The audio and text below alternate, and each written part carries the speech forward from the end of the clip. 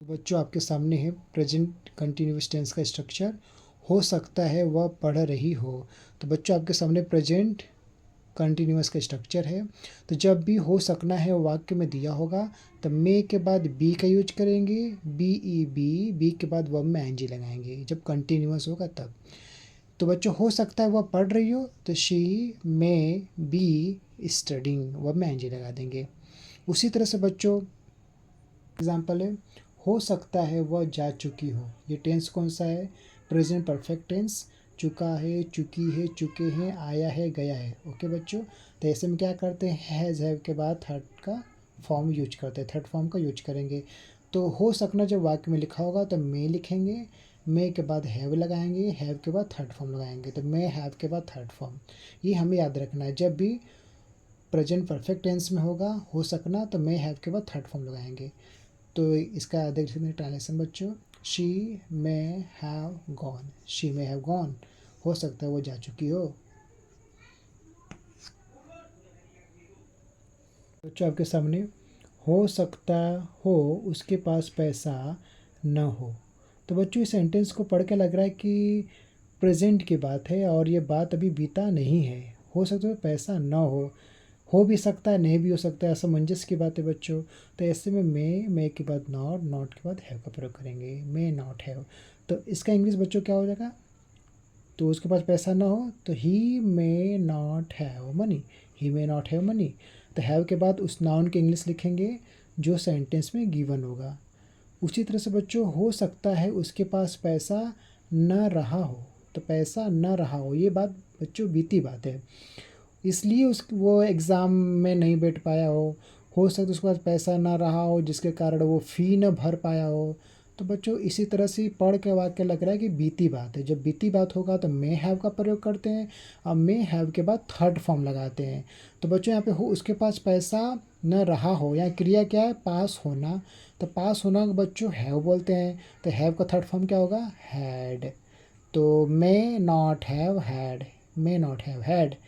तो he may not have had money. Thanks बच्चों।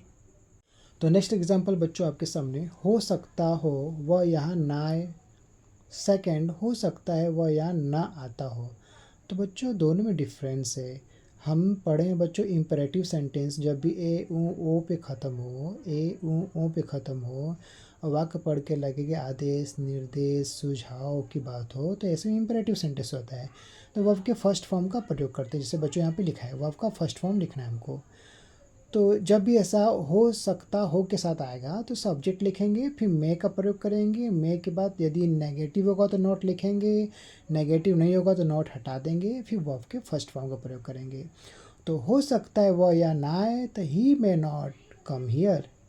हो सकता है वह वहाँ न जाए तो he may not go there. Similarly हो सकता है वह यहाँ ना आता हो। अब देखिए बच्चों ताहे तीहे लग गया, क्या लग गया? ताहे तीहे तेहे। तो प्रेजेंट इंडेफिनिट टेंस का रूल फॉलो करेंगे। तो जब भी नेगेटिव सेंटेंस होगा या सिंपल सेंटेंस होगा तो ऐसे में हम मे बी का प्रयोग शुरू में कर देंगे। तो मे बी के बाद हम सब्जेक्ट लिखेंगे, सब्जेक्ट के बाद जो रूल हम प्रेजेंट इंडेफिनिट टेंस के साथ फॉलो करते हैं उसी रूल को रिमेन रहने देंगे जो का त्यों। जैसे मे बी वर्क हो जाएगा ही, may be he does not come here, may be he does not come here. वही बच्चों यदि सेंटेंस में दिया होगा हो सकता है वो सुबह से पढ़ रहा हो, तो बच्चों हम लोग जानते हैं कि सुबह से, शाम से, 2 दिनों से, जब भी से लग जाए और आ रही वाक्य में हो तो प्रेजेंट परफेक्ट कंटिन्यूअस टेंस होता है।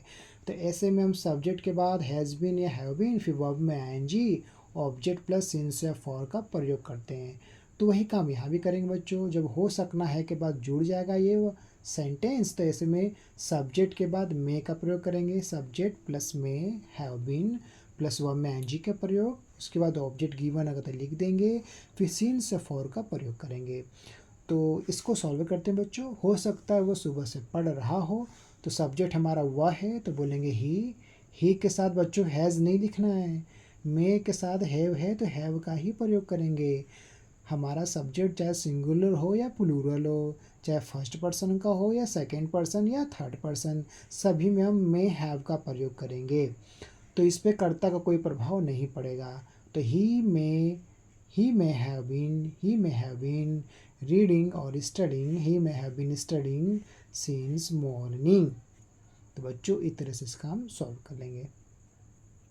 बच्चे बात करें वाक्य में जब हो सकता है तुम्हें जाना पड़े, मतलब पढ़ा पढ़ी पढ़े, वाक्य के लास्ट में पढ़ा पढ़ी पढ़े वाक्य आ जाए, सेंटेंस में आ जाए, तो ऐसे में इसकी इंग्लिश क्या होता है बच्चों? तो इसका इंग्लिश होता है हैव टू। जैसे मुझे जाना है आई हैव टू गो, तुम्हें जाना है यू हैव टू गो, मुझे जाना है आई हैव टू गो। तो उसी तरह से बच्चों इसका प्रयोग हम मे लिखेंगे, हो सकता है कि अंग्रेजी में हो जाएगा, मे के साथ हैव टू का प्रयोग करेंगे, हैव टू के बाद वर्ब का फर्स्ट फॉर्म लिखेंगे। तो हो सकता है तुम्हें जाना पड़े, you may have to go, you may have to go. Thanks for watching this video.